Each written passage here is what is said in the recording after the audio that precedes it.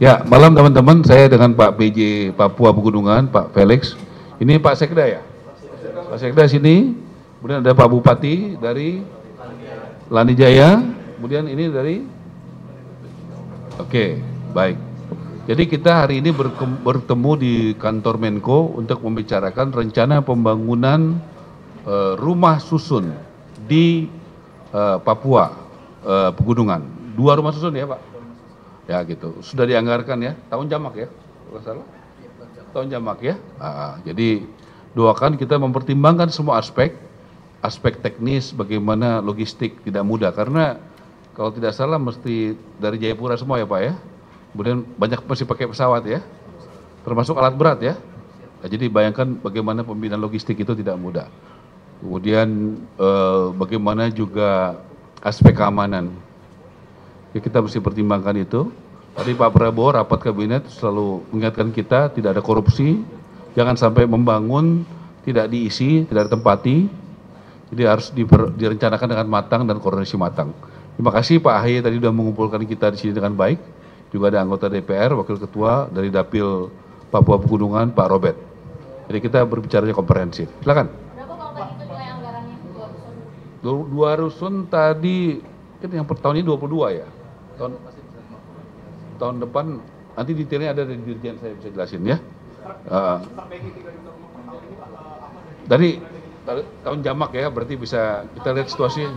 Mulai 2025. 2024 boleh ya. 2024. Tapi kita lihat situasi yang secara komprehensif ya. Kamu udah sering dengerin kan? Oke, 2 menit ya. Jadi saya berusaha karena saya sedang belanja masalah dan belanja peluang. Masalahnya apa dan dukungannya apa? Belanja masalah dan belanja dukungan. Oke, selama saya jadi menteri, saya sudah ketemu Jaksa Agung beberapa kali. Dari Jaksa Agung saya minta Irjen, sudah dikirim namanya. Supaya apa? Supaya bisa membantu kami. Jadi bukan dari dalam. Ya, kemudian dari Jaksa Agung juga support yang sudah disiapkan 1.000, tapi yang sudah dikirim 200 hektar tanah di Banten dari sitaan dari hasil korupsi. Oke, kemudian kami sudah ke KPK kemarin. Dari KPK kami mohon dukungan membangun sistem pencegahan korupsi. Kami juga minta inspektorat khusus dari KPK.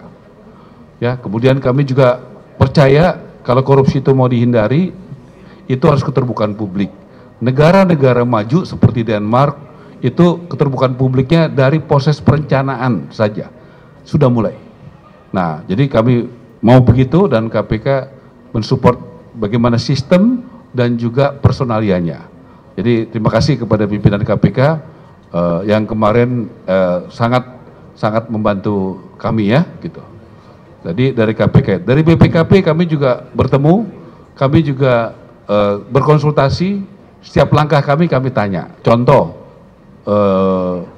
minggu lalu kami memberikan suatu gerakan gotong royong pencanangan di Tangerang. Tanahnya dari swasta, yang bangun swasta, yang isinya swasta.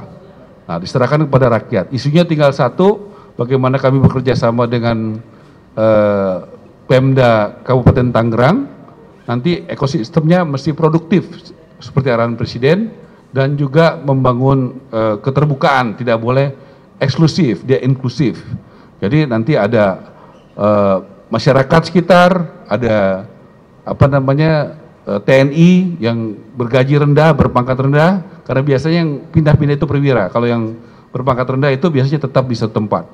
Kemudian juga ada ASN, ada guru, dan saya harapkan juga ada UKM dan milenial, supaya ada ekosistem yang produktif, supaya nanti pada waktunya bisa naik kelas yang tinggal di situ, begitu. Kemudian boleh saya selesaikan ya. Jadi kemudian kemarin saya ketemu dengan Menteri ATR Pak Nusron, ini luar biasa, boleh saya apresiasi, saya puji. Baru saya datang, saya sudah siapkan. Pak Ara, saya sudah siapkan di Mojokerto, di mana? Mojokerto ya. Mojokerto tanah 151 hektar. Kemudian juga di Tangerang ya. 6 hektar lebih. Nah, itu yang sudah idle. Nanti minggu depan kita kumpulkan. Jadi ini memang dari Akmil itu kita mendapatkan dukungan tim yang luar biasa. Kemudian dengan Pak Mendagri dan PJ Gubernur, minggu lalu habis dari Akmil kita ke DKI, habis itu ke rumah susun yang ada di Pasar Rumput.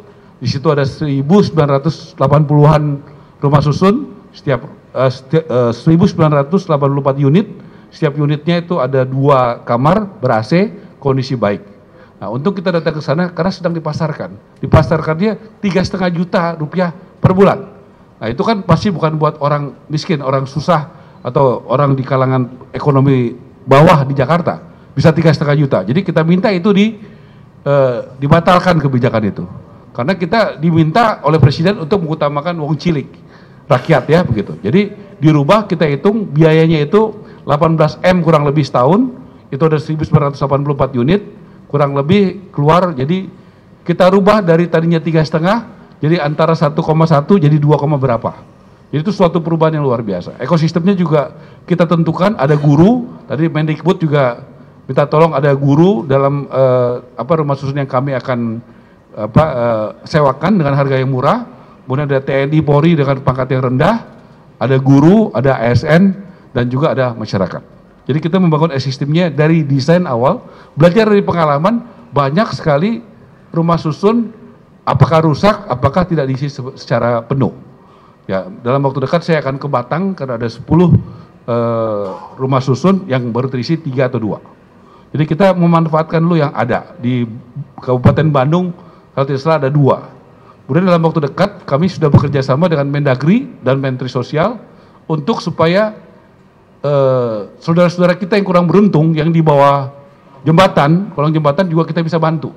Jadi kita akan masuk ke situ supaya mereka bisa masuk di rumah susun dan juga dalam waktu berapa bulan akan dibantu secara sosial. Saya juga minta lebih dari situ kalau boleh diedukasi supaya mereka juga bisa punya kemampuan berusaha atau apapun, dididik begitu. Saya pikir itu yang kami lakukan, dan ini semua konsepnya gotong royong, tidak ada Superman, super tim, seperti tadi di rumah susun Pasar Rumput saya bekerja sama dengan Mendagri, PJ Gubernur Jakarta, dan PD Pasar Jaya yang sangat membantu. Di Jawa Barat kami bekerja dengan Pemda Sekda Jawa Barat. Di Banten kami bekerja dengan Menteri BUMN. Kami juga akan sampai kepada di Kemayoran, Wisma Atlet, itu besar sekali. Kita juga akan manfaatkan dan kita bekerja sama dengan Seknek, seperti itu.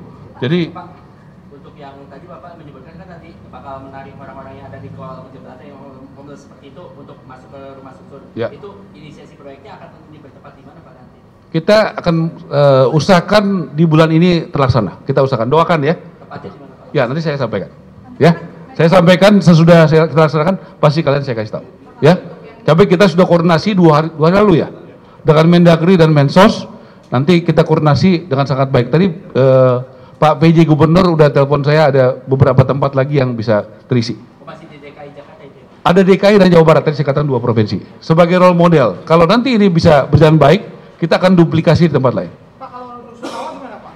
Kenapa? Kalau rusun Marunda, kan udah lama nggak dipakai tuh Pak. Ya, tentu semuanya kita akan dengan ini kan tahun 2024 bulan November, ya kan? Kita tentu memanfaatkan yang sudah ada. Kalau kita sekarang mau bangun itu paling cepat baru bisa pakai kan 1 tahun lagi, 8 bulan, 1 tahun lagi. Sekarang kita maksimalkan seperti rusun yang di Pasar Rumput kan. Nanti kita akan pelajari satu-satu karena kita jangan hanya membangun, merenovasi, tapi kita berarti ekosistemnya. Siapa yang mau tinggal di situ?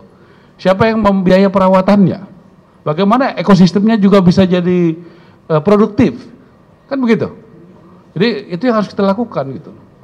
Jadi di situ juga harus produktif, jangan begitu-begitu terus dari tahun ke tahun. Begitu kita harus berpikir ada suatu perbaikan ekonomi, ada lompatan ekonomi. Kita berharap orang yang miskin misalnya di Jakarta ya 3-4 tahun lagi tidak perlu lagi dapat bantuan sosial karena mereka sudah naik. Nah, itu harus dipikirkan sampai ke jauh sana. Jadi kita bukan hanya memindahkan kemiskinan dari jalanan ke rumah susun, tapi kita harus pikirkan juga satu konsep yang bisa memuliakan orang, menaikkan kelas orang gitu. Oke? Selain teknis, logistik, operasional adalah keamanan ya Pak Gub ya.